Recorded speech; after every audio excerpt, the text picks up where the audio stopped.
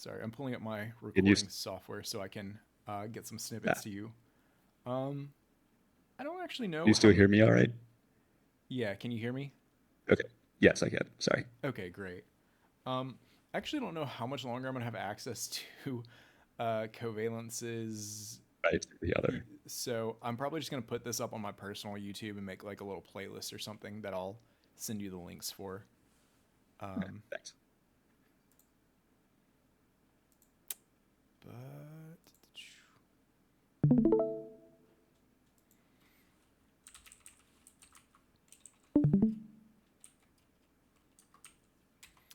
I was actually just out getting lunch with the Covalence alumni today.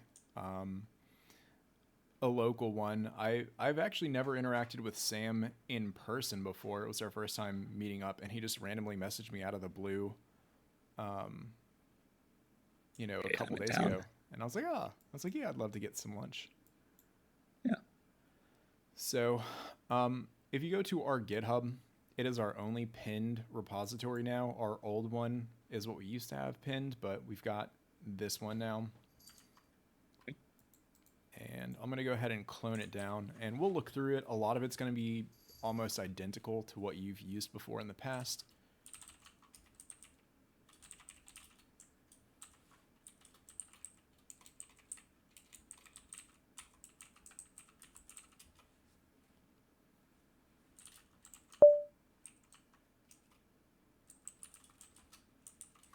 All right.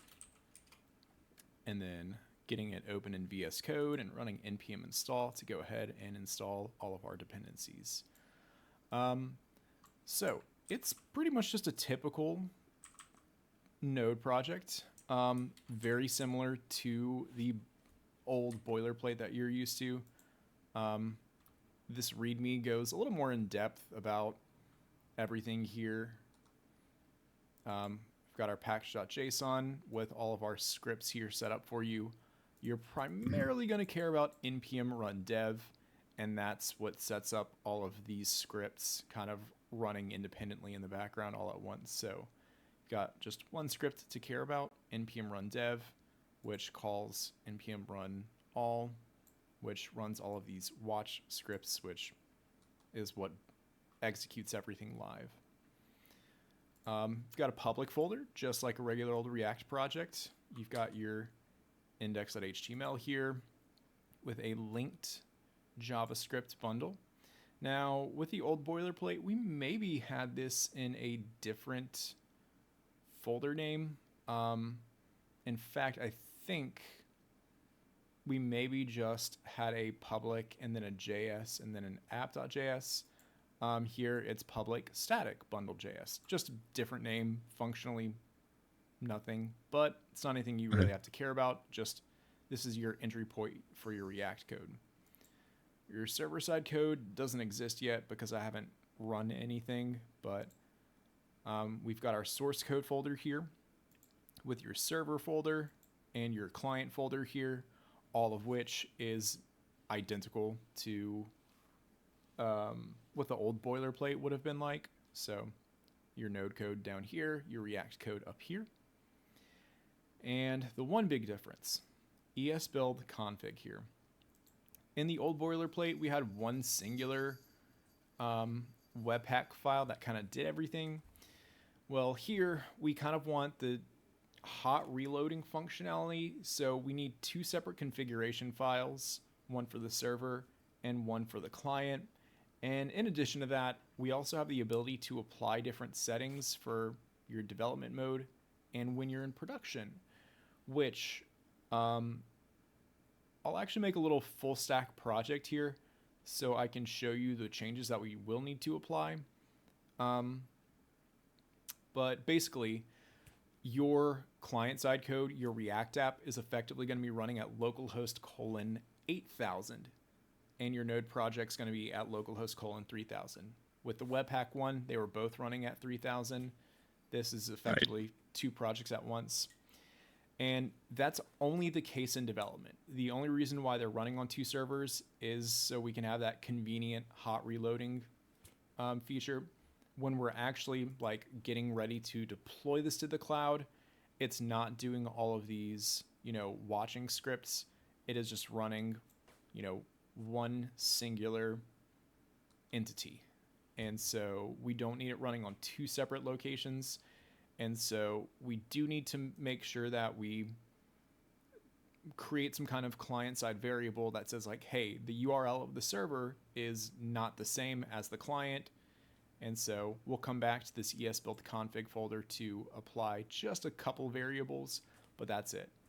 So there's a lot going on in there, but not really anything you need to care about. Just know this is a lot faster. And yeah. So refresher wise, you said you were taking it kind of a little bit back towards like the React area. Have you gotten back up to the Node area again by any chance? Yes. Okay. I was, yeah. What exactly is like the furthest point, like the current point you're at in the curriculum? It's like working on the Tripper app. The full stack Chirper app under Stacked Up? Yeah. Excellent. Fantastic. Okay. So Stacked Up, it's basically kind of going through all the boilerplate changes that I didn't mention. So that is fantastic.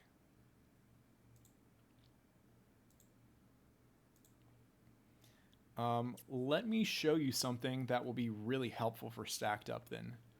How are you feeling on just general code? How are you feeling about like database code? Is there anything you want me to like address first before we start diving into other things? I mean, I think we're good to go with this explanation, if you like. I'm always one for going back over and making sure I really familiarize myself with everything. But I definitely remember enough to come in at this point. Okay, great. Yet again, like I said, if there is something that's like a little weird that you haven't seen before, just stop me and we'll look over that. So one thing that I'm going to set up in our client side folder, which helps us manage this, is a service to help us communicate with the API. I don't know if I was really big on this around the time when you and I started with full stack stuff, but especially like the last year or so, I've been like, this is kind of a mandatory thing that I make all students create. So in my client side folder, I'm going to make a services folder, and I'm going to make a file called like API service, which I think Luke might actually cover this. We've updated the curriculum a lot. Basically the last like 2 years, I did 100% full-time teaching, and Luke was doing 100% full-time like curriculum updates. So like there's a lot of new stuff. So I'm not even really familiar with some parts of the curriculum that he updated. I did a bunch of curriculum updates myself, especially when it gets to auth, and you might have seen some of my Node ones as well, but I don't remember if he does some API service stuff, but if he does, you get to see it from a different perspective.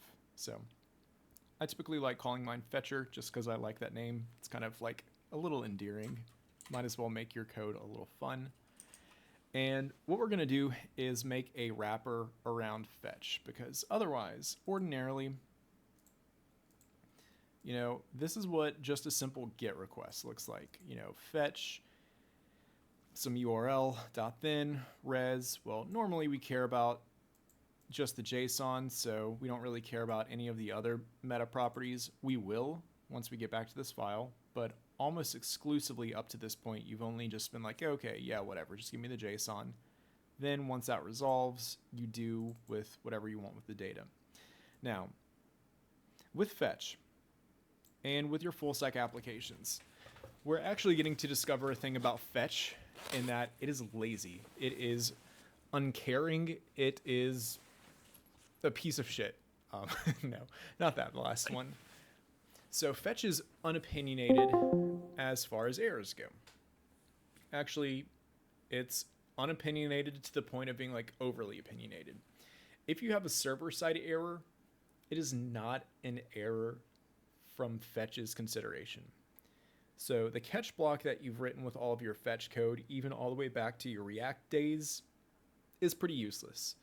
That catch block is only ever going to fire on a true legitimate networking error, like if you had your Wi-Fi, cut off for a second, or you unplugged a networking cable, or the server is just straight up offline and not responding. It is exceedingly rare that you would hit that versus any, myriad of server side errors you could generate. So if your server sends up an error, your code, your fetch on the client side treats that as a valid response. And so we need a way of figuring out, okay, well, data here, was it actually legitimate data? Or did I potentially have a server side error that I need to account for because it's not going to get caught? And so there is a way we can do that here. This response object that we get, it has a property called .ok, which is great because it's a Boolean and it's going to be true if it's a good status code and false if it's a bad status code. And this is a good reason why, it's imperative to assign good, meaningful status codes in your server. In your server, in your try catch blocks, when you're working with your database, any database error, make sure you do like res.status 500.json, whatever data you send. That status code of 500 indicates it's a bad request. That's how this response object evaluates res.ok. If you have your user sending bad data and you're like, hey, you forgot to give me your email or you forgot to give me your password, you would do like res.status 400 saying like, hey, it's your fault, fix your shit. The number isn't as important for like an average user, but we could use an if statement on res.ok to like give them an alert and say like, yo, you're sending bad data of some kind, fix your shit. And so that way we're not kind of just setting an error message to state, Actually, let me show an example of that. So here, with the boilerplate, we've got our app code here. We've got our use effect fetching from this API hello endpoint. And we're getting an object with a .message property in it, and then showing whatever it returns here. So let me go ahead and get our application up and running.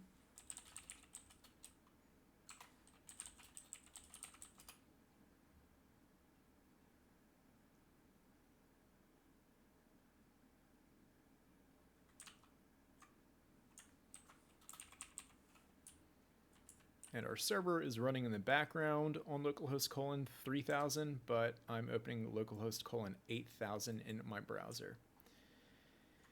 And here we see hello world popping up because world is the message our server was sending up.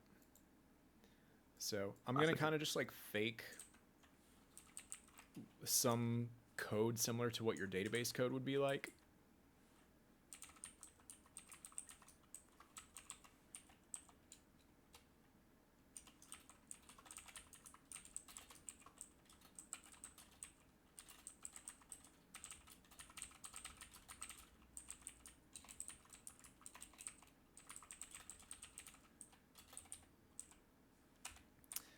Well, I hope not, but And, you probably shouldn't have like fire alarm warning systems directly tied to your web app, and you probably shouldn't be dumping that info straight to the internet, but in case you did, well,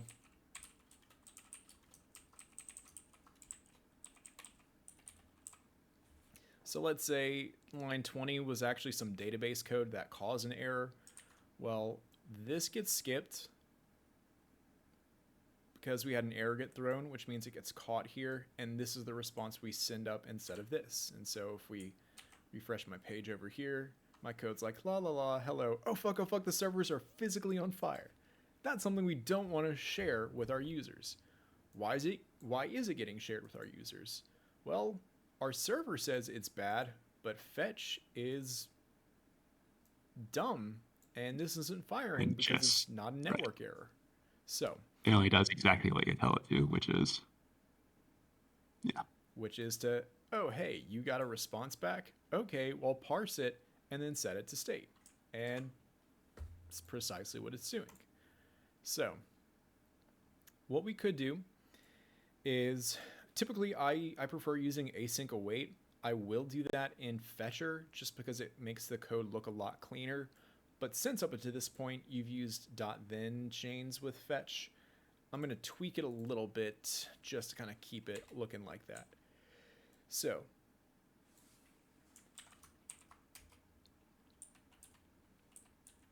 and actually we're going to do both. Never mind.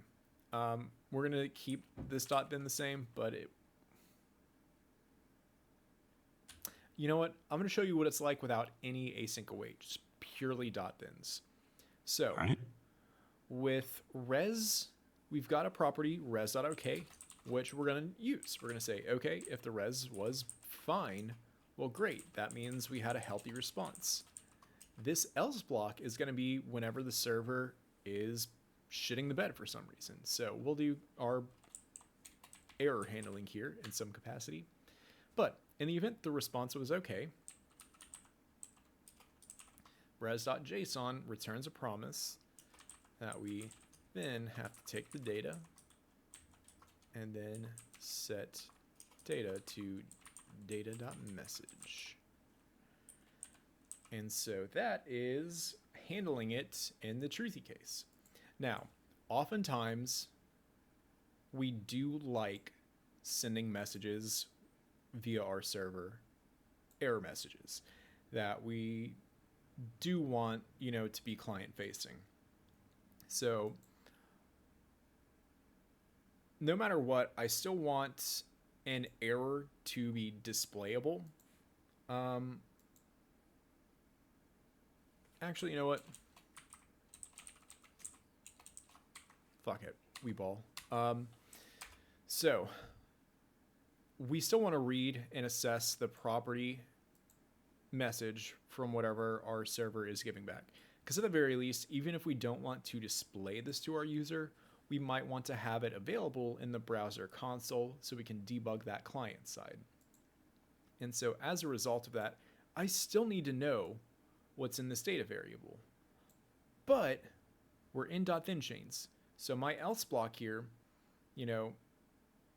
only has scope of what's directly apparent to it, which is the res object. I don't have access to the data because that's kind of sequestered elsewhere. And so we kind of just have to repeat this code.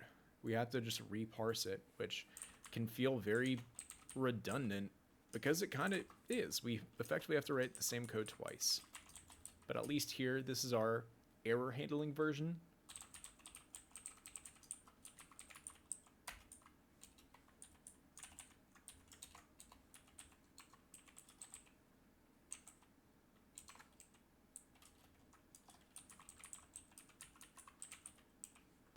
And we can handle it in a little more appropriate of a way. One thing that I like doing with something like Fetcher is I like importing a library called SweetAlert. And it's just a fancy alert library because the regular browser alert looks like trash in literally every single browser. And SweetAlerts just look nicer. You can zoom in on them. You can have some contrast. You can do a lot of custom styling. They're screen reader accessible. They just have a lot going for them that the default browser alert doesn't. So we're going to get those integrated. And the reason why I'm adding an alert library into our fetch service is because of this, precisely to automatically alert every single error, which means you never have to write a .catch block with your fetches. You can always have it just automatically alert every error for you. So there we have it. It's automatically alerting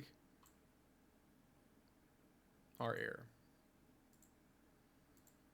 But yeah, this is kind of a really shit storm of code. And this is a simple GET request.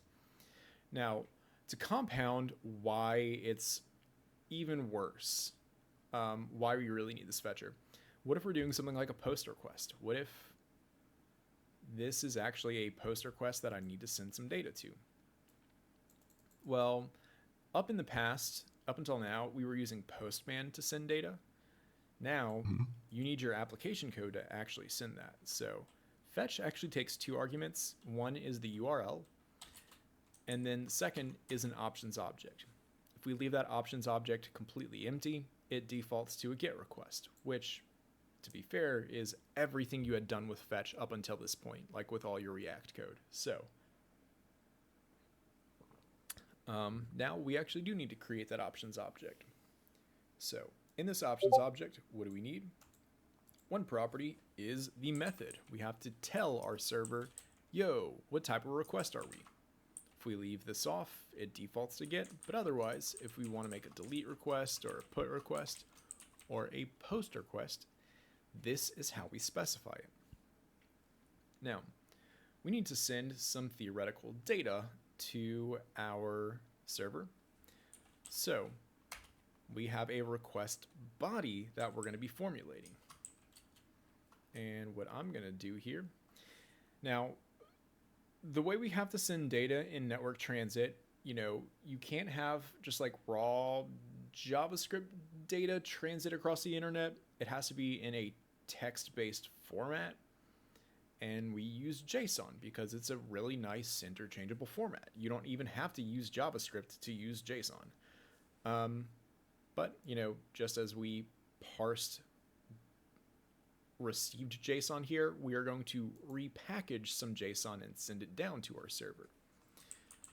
So we're going to use JSON stringify here, which is a function that you give a JavaScript object to, and it turns it into a JSON string effectively. And this is just something built into JavaScript. It's not anything we imported. It's not a React specific thing. It's just a function built into the language. And I'm going to send an object here with a greeting property with a value of yeehaw. Now, JSON is not the only way we can send data. We can send dozens and dozens and dozens of different types of data. And our server is not going to be expected to try to parse it in every different way. It's only going to parse data in the way it's been told to. And if you remember back to this very critical line in your Express server, app.use express.json, what is this line of code doing for us? Well, if we don't use it, every time you use rec.body in your Express code, it's going to be undefined because Express doesn't understand how to parse the incoming rec body, and therefore it just won't. So this is our way of saying, hey, Express, you need to look out for incoming JSON data, and then once you do that, parse it and inject it into the rec.body. Well, how does it know that it is receiving JSON data? Because it could have, a dozen different data formats get sent to it that are all very JSON-like. Well, we have to tell the server. And the way we tell the server is we set up a header. And you may have randomly seen this. If you poke around in your console logs, which you've done before on like production sites, you may have seen, tons of errors, and, you might feel better so about errors. Yes. You're just like, okay, why is like this multi-billion-dollar, if not trillion-dollar company, like, why am I getting so many errors in, their console? They should probably fix some of them, but whatever. You may have seen something like a content type error, where like there was some kind of data mismatch and something didn't parse something correctly. Well, that's because either a server or the browser was either incorrectly packaging or incorrectly parsing it or wasn't sending the right headers. So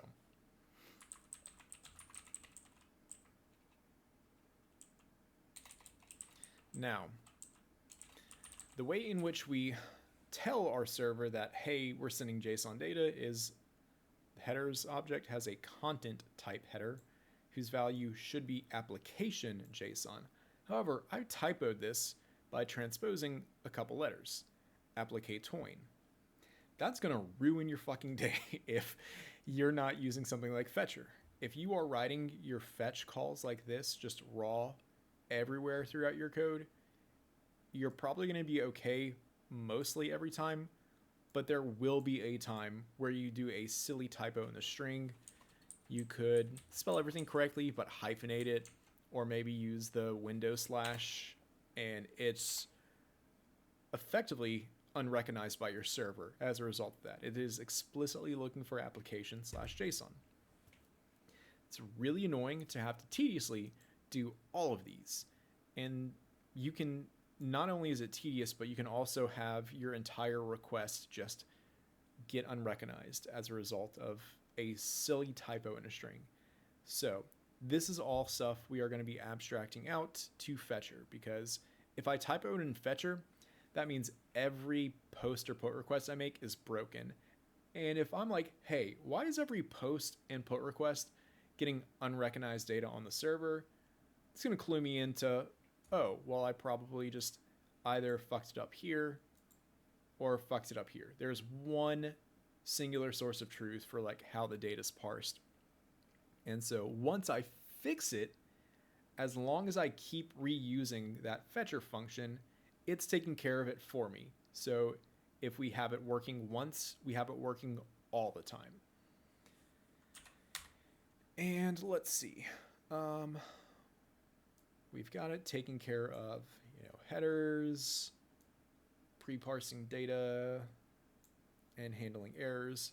Yeah. So this is a simple post request to send a string. This is pretty dog shit. There's another problem too that I'm identifying, which will bring us back to our ESBuild folder. So right now, when I'm working on my computer and when you're working on your computer, you are going to be making fetches to localhost :3000 because that is where your server will reside in development. Well, what happens when you end up making a really cool chirper and you want to deploy it to the cloud? Well, your cloud server is not going to be located at localhost :3000. You're going to have some long URL for its distinct name.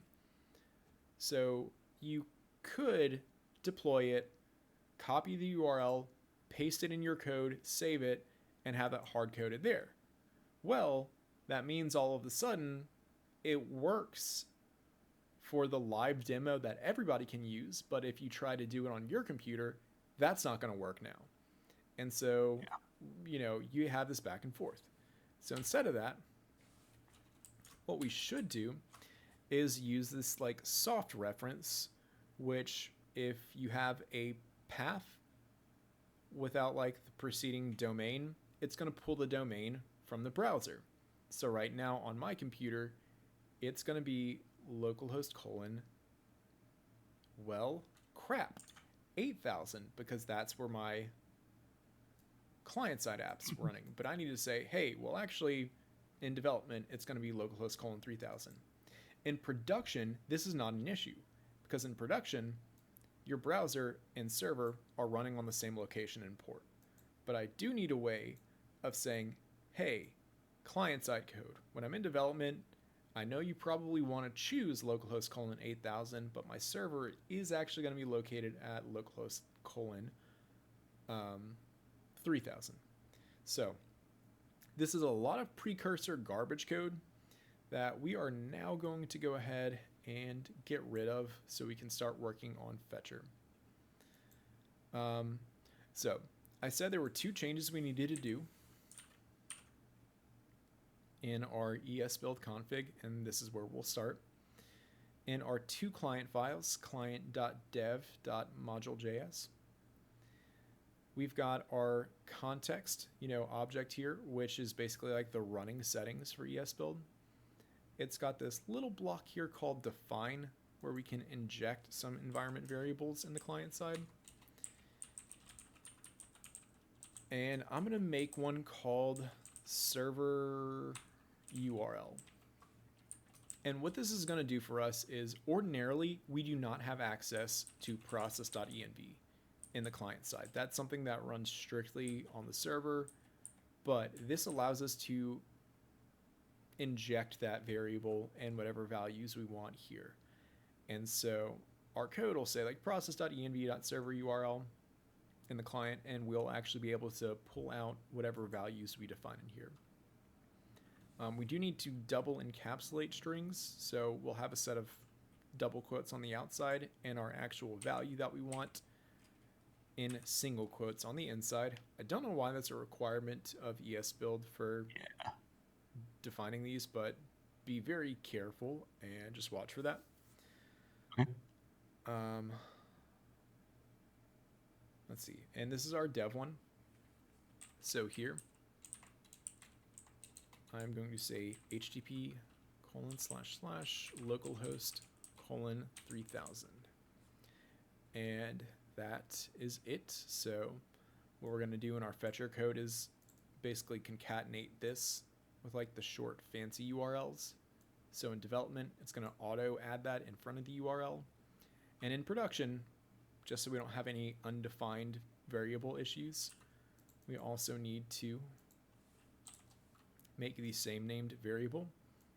And what I'm going to do is I'm going to copy this line just so I don't typo the variable name. However, we're just going to clear out that string. We're going to leave it an empty string.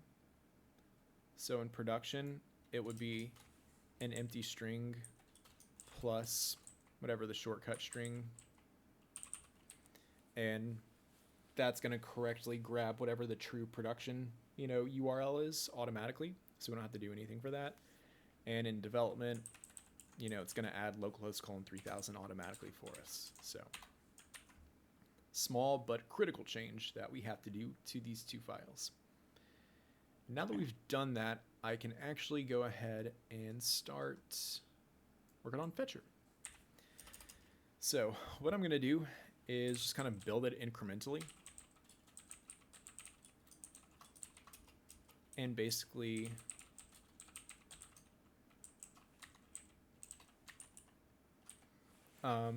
build it out layer by layer.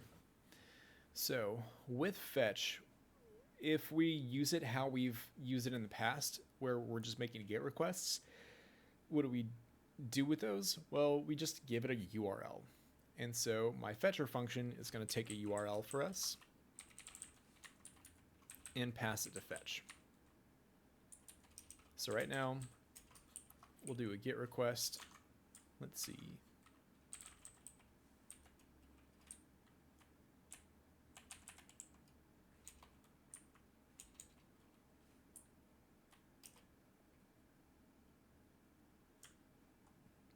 We'll use the good old Ghibli API. Yep. Classic.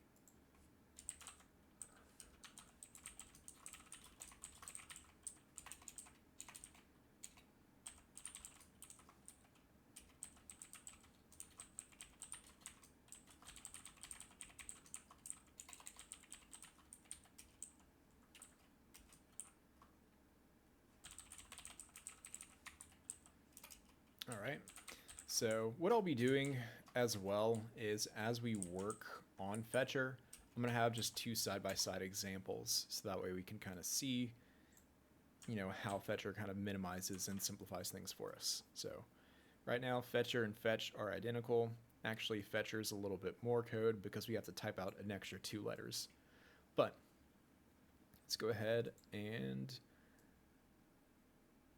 let's have it take care of pre-parsing the data for us and handle errors for us.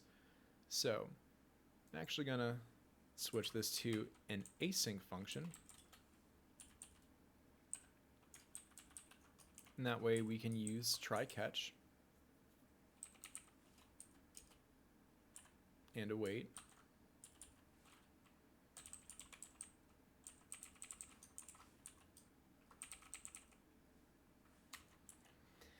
And so here, we had a true legitimate networking issue if this block gets hit. This is analogous to the catch blocks that we have here.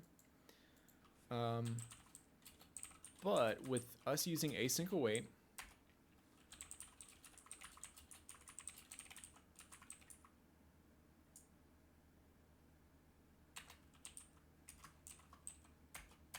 we've got a slightly cleaner pattern than what we saw on app.tsx. And the reason why it's a lot cleaner is because with async await, we can still await promises in a synchronous fashion, but we also have them at the same scope of each other. So here, I don't have to do that data parsing twice. I don't have to run res.json twice because I've already done it at this, top level of the try block. And I also have access to res to see if it was a good response or not. And so what we can do here is say, all right, well, if the res was all right on its own, we'll go ahead and return the data, a pre-parsed, object. So what Fetcher's doing for us now is actually taking this out of the equation, which is pretty nifty. So just with this as is, you never have to write dot then blah, blah, blah. You just get your data immediately back. So that alone is convenient. But now, what about handling errors? You can be super opinionated with how you want to handle these. You could also just return your error object as is. With Fetcher, personally, I like to have a little message and then also return the error to try and differentiate them from spot to spot. We'll do exactly that. We will return it.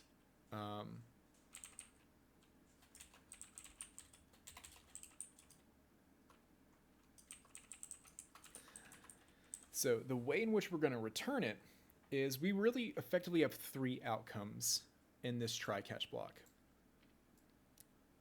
The first outcome, or the first two outcomes, are we get a good response from the server or we get a bad response from the server.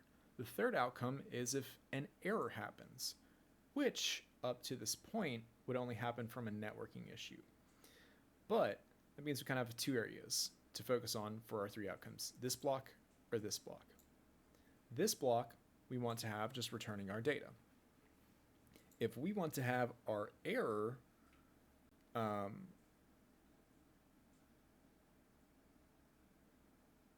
log out so that we have excuse me, brain farting a little bit. Oh.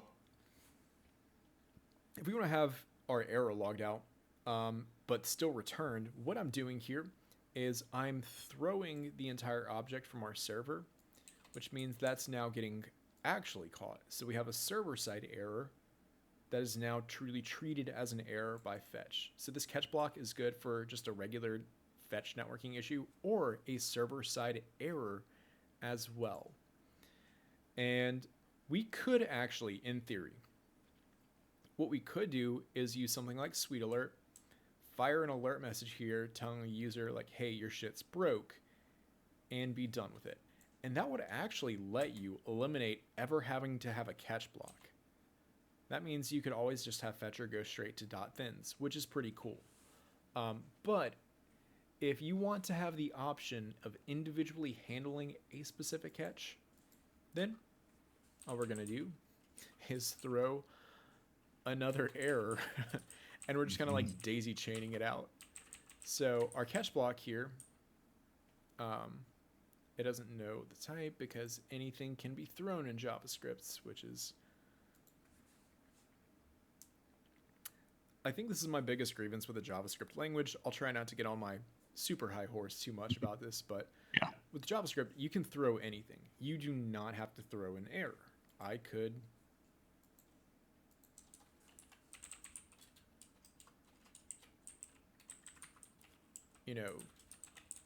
I can throw a string.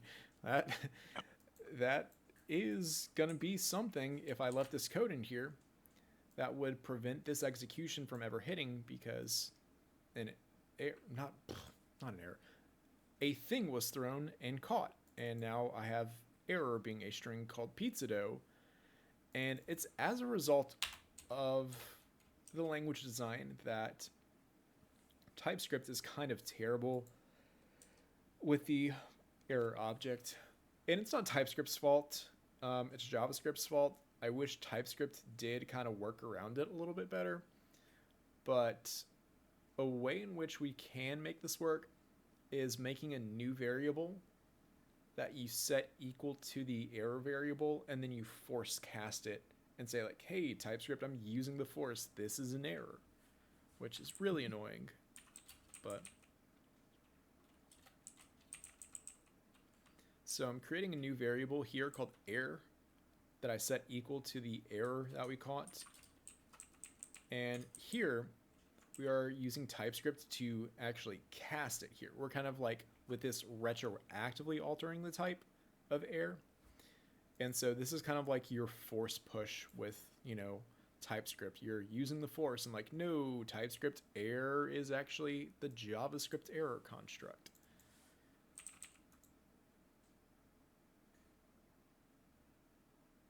Oh, and it wants us to throw... Okay, wait, I'm an idiot. So it was actually just bitching about needing a string to be thrown. Although, had I not done that, it would have been bitching at me because it doesn't know if .message exists anyway. So I would have still needed to do that. So, yeah, I mean... It's got its quirks for sure. Yeah. What we could do is we could actually just... like I said, my brain's not firing on all cylinders. We don't have to like recreate the error. We can just like take what we caught and just like rethrow it out. So in doing this, that means we now have a catch block that we do need to do and have. And if we're doing that, we could just move the onus upon like every fetcher call you write to handle the errors, which if you want, you can just slap in a console error there. So what this was doing is automatically logging every single both regular fetch error and server-side error. We can go ahead and do that so we're not duplicating logs. And now, at the very least, we have fetcher treating server-side errors as errors. So that's a lot accomplished. That fetch really, in my opinion, res.ok being false, I think should have constituted an error, but it doesn't matter now because it's not a lot of code to write, and now it takes care of that for us. Now, much less messy than before. Absolutely. What if we wanted to add a new film? So let's say in theory the Ghibli API let us write, you know, or screw it. Let's pretend this is our own API that has film endpoints.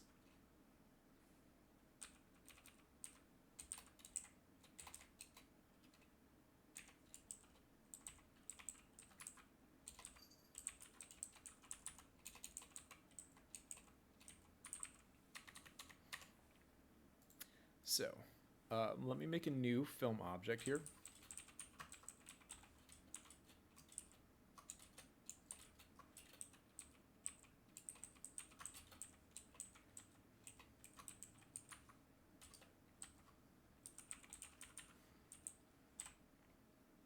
And we'll let it be that for now. Right. With fetch, let's go ahead and look at those arguments. Got to have our options object here, method post, our headers,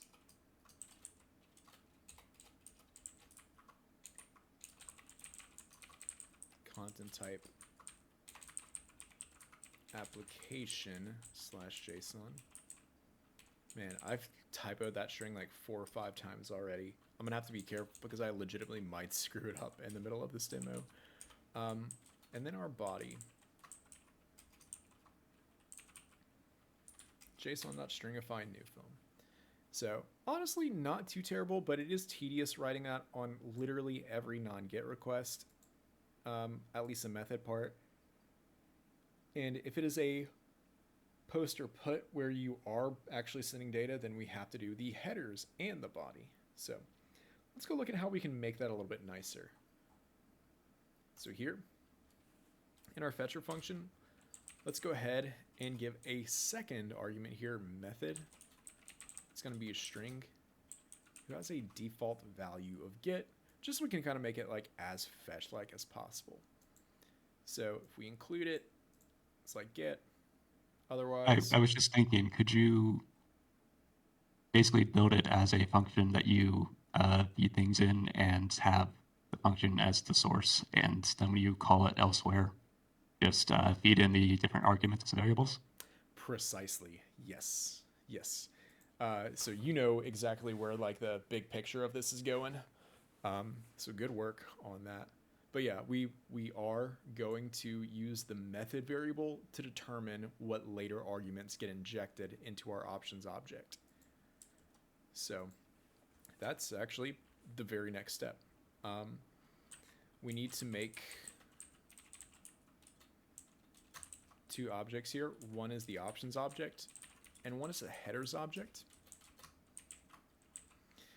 And TypeScript is going to bitch at you like crazy if you don't type these ahead of time, because you're probably starting them off as empty and then adding the arguments. And if you do that, it's like, whoa, whoa, whoa, you told me the type was an empty object and you're adding stuff now. I'm not going to let you. So thankfully, there are actually two types built into the language for us. We don't have to install any packages or anything for what the headers object and the options object are. So the initial headers object type is headers init. And then the initial request options is request init, which seem like silly names, but if you kind of speak of them in English language like terms in reverse, you know, it kind of does make sense. And it's still slightly more of a shorthand, so I'm kind of type the whole thing out. Mm-hmm. And it's very easy for someone to come along later to figure out. And, you know, otherwise, if you do make it more verbose, you're going to feel like you're a Java developer and you're going to hate your life. So I'll sometimes take the shortcut, slightly more ambiguous meaning stuff.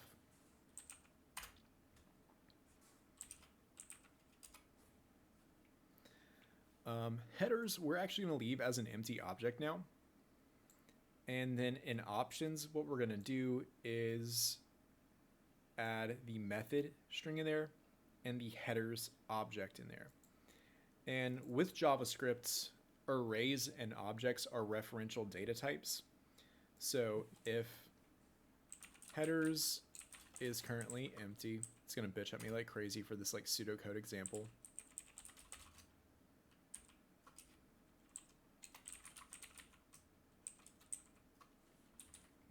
If headers starts off as empty, which it does, options starts off with empty headers in there. If I then modify headers,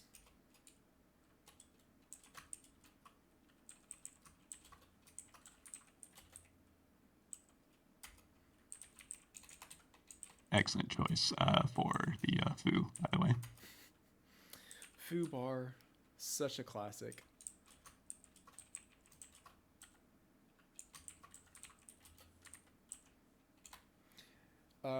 So if I were to update headers and set headers.foo equal to bar, options is going to be updated because it's not hard coding an empty object. It's actually storing a reference in memory.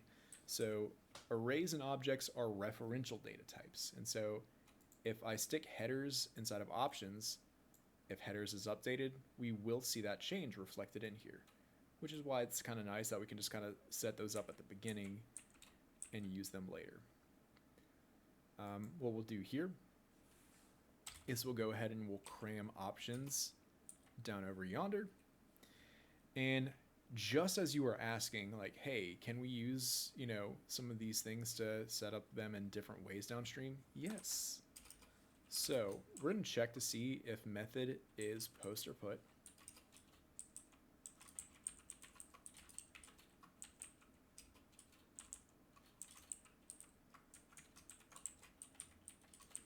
And only if it's a post or put request are we going to add the content type header.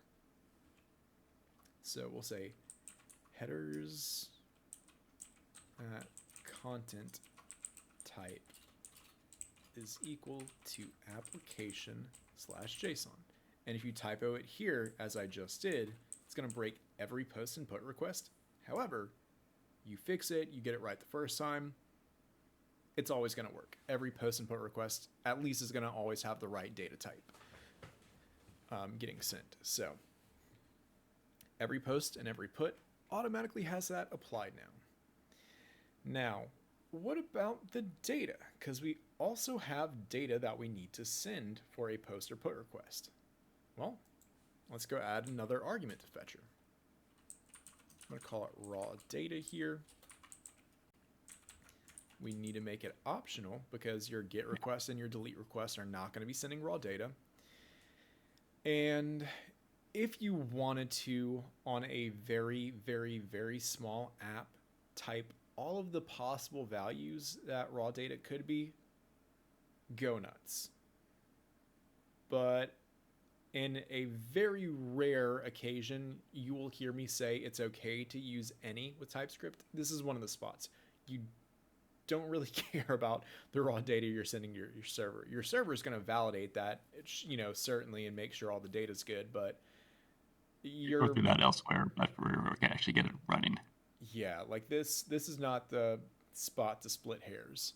So if you wanted to feel a little better, you could use unknown, which is effectively like any, except it's more of a semantic distinction that I might come back at a later point in time to type this.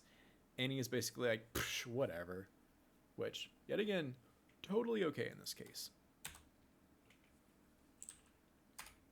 And what we'll do with that is if it's a post or if it's a put, options.body is equal to, and look at this. I use the word raw data here specifically because I want to signify, like, don't stringify it beforehand. Just give me the raw data and the code here is going to stringify it. That means if you use one post and one put, you only have one JSON stringify written instead of two. So as long as you use at least one of each, or at least two of one of them, you've already saved yourself code by not having to JSON stringify it. Just letting this take care of it for you. So this goes ahead, stringifies the raw data for us. So unlike with regular fetch, where every request would have to stringify it manually on its own, we're just going to let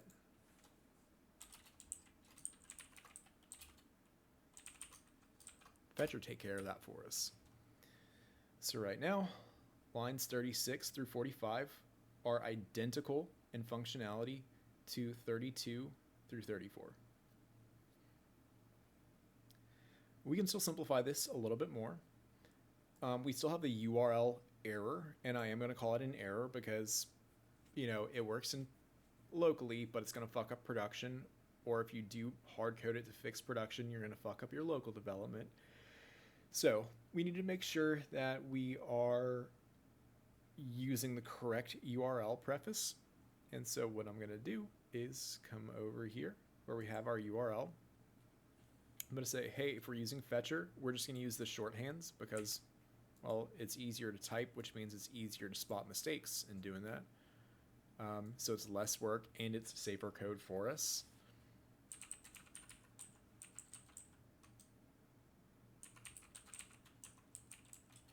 And I think I called it server URL. Man, don't trust yourself. You did. Yeah. Don't trust yourself and don't trust me when it comes to variable names, especially. So now, just slapping that in here lets us rearrange it to this. Now, I'm going to feel like Billy Mays here, but wait, there's more. So I like to do additional shortcutting on top of this because this makes the code a lot more concise and actually a little bit safer. But if I can, it is also kind of nice if we can make this readout more English language like, which we can. So what I like to do is I like to make 4 separate functions, get, post, put, delete, that are effectively wrappers around fetcher. Now, for argument's sake here, let's say you have a dozen post requests throughout your app code, post for most of them, Passat for one.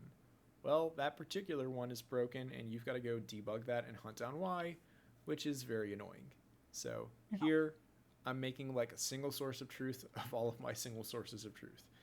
I'm going to define one singular post function that I can't typo. If you typo the name of the, post like variable, you're going to get a million errors. This is a typo in a string, so like if I fuck it up, JavaScript doesn't care. But if I typo the name of a variable, yeah, that's a big problem. So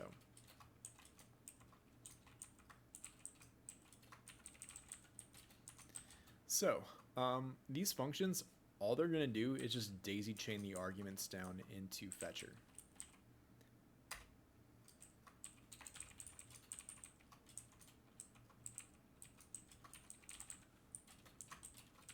Now, they actually will make our code a little bit safer with the daisy chaining too. Not only because of the single source of truth, but look at that. This is a valid post request. Where's my data? I'm not giving it. Same thing here. What if I forget to add my new film data? I'm just JSON stringifying undefined. So I can make a post request with just raw fetcher. And if I do that, I have the possibility of forgetting to attach the data because I've said that for fetcher, raw data is optional. But really for a post request or a put request, that should be required. Well, fetcher is kind of like our softer, more generalized function, our post function here. We can make that argument required. And now if I use post and I forget to send that raw data, it's going to give me an error. Whereas, as we just saw with fetcher, it does not. So,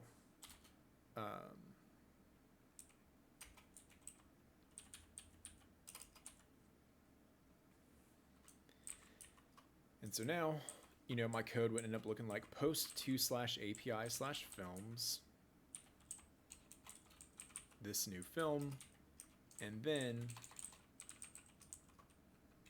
whatever data we would get back from that, and then .catch, whatever we'd get back from that.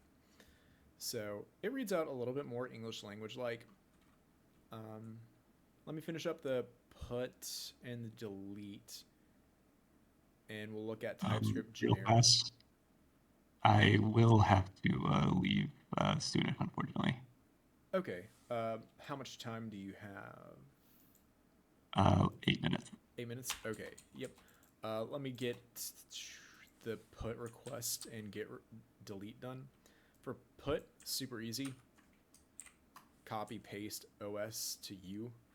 It's the exact same thing as put or as post. Delete, same thing as well, because with a delete request, the URL is effectively the data. We're not sending any raw data. So whatever is in there is in there. And then we do need to tell fetcher, like, hey, request.method is equal to delete. So that sets these up. Now, the return data type that we get is any, which is fine because that's what fetch returns by default. Like, the fetch function doesn't know ahead of time what it could potentially return. Well, we can be a little bit better. What I'm going to do is I'm going to give this fetcher function a generic. And we're going to give that generic a default value of any because, well, that's what fetch is already doing. So even if we never use this feature, fine. We are already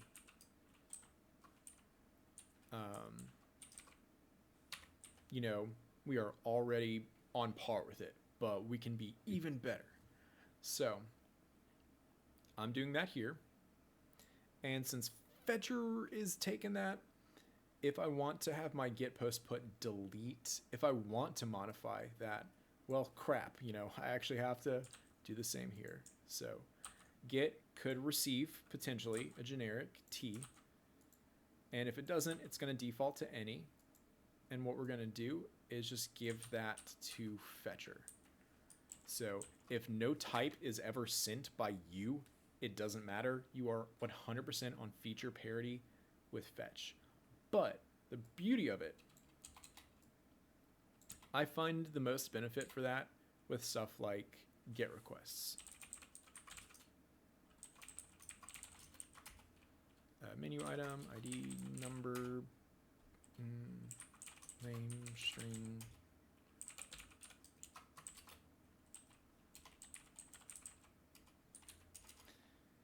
All right.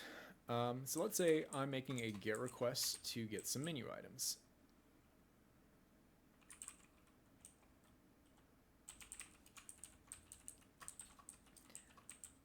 We can give this generic here, and that makes it read out very English language like get menu item array from API menu, and then with the items, well, guess what? If I wanted to do some like for loops on items, I can now. This is typed as a menu item array because we preemptively told one of our fetcher functions like, yo, the return type of the data that you're getting back is an items array. And so it reads out English language like, and it gives us fantastic IntelliSense later. I had never thought to use it that way. Well, it's because Fetch effectively doesn't have that functionality at all. And so, traditionally you would just not have this and like either force type it here or just like let it go untyped and hope no error got encountered. But yet again, the benefit of TypeScript is you can kind of proactively check for these errors.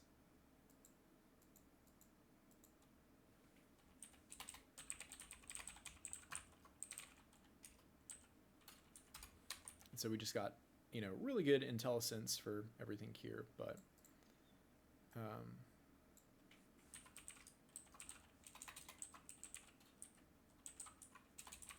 and inside of a React component where we might have like a menu piece of state and a set menu setter,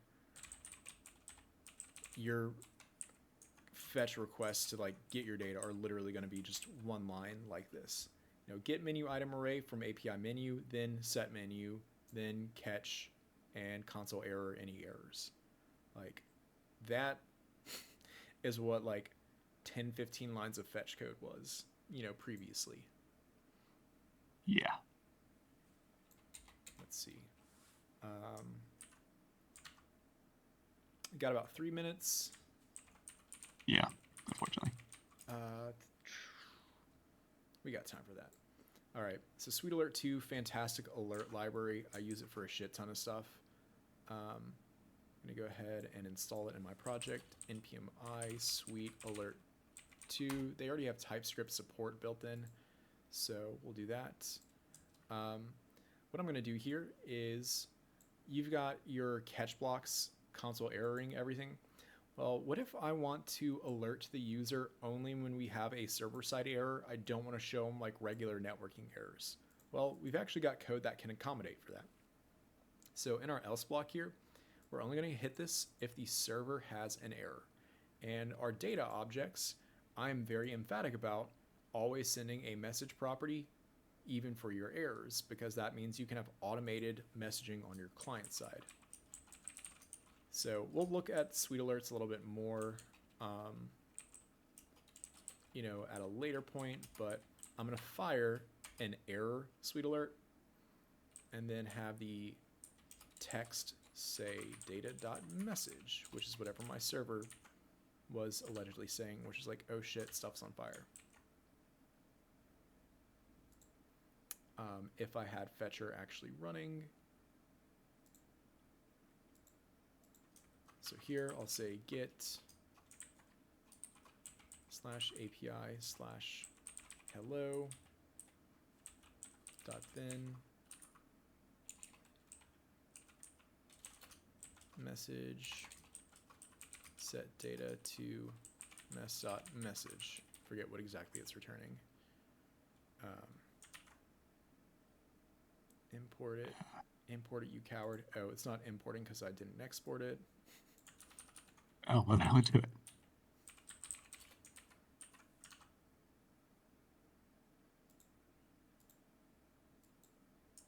There we go. All right. Now you get to see Sweet Alerts, and then we're done. So it's loading it from my server. Oh, God damn it. Yep. ESBuild is being a little bitch about the URL. It was Of doing this course. recently for another student where it wasn't recognizing that. Let me just hard code the URL right now, and then we'll worry about fixing it later.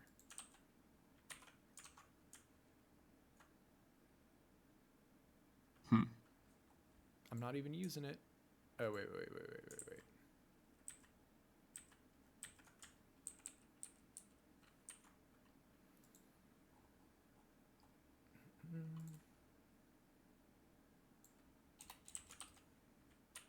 All right, whatever.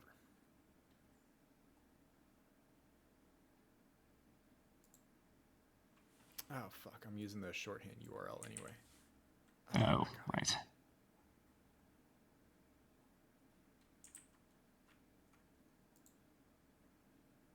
Okay, yeah.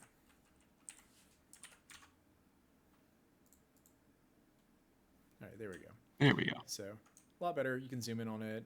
Lots of custom configurations that you can do. I like making them little toasts where they pop up in like a specific corner. They're super configurable, super lightweight, super easy to work with. But not even for this. If I had any other API error, as long as I'm sending a .message property and a bad status code, Sweet Alerts here are now alerting to my users those messages. So with those, always kind of make them like user-facing-esque. You know, probably don't say, oh, Yes. fuck, the servers are physically on fire, but, you know, something to the tunes of that. Something to let them know that something's wrong about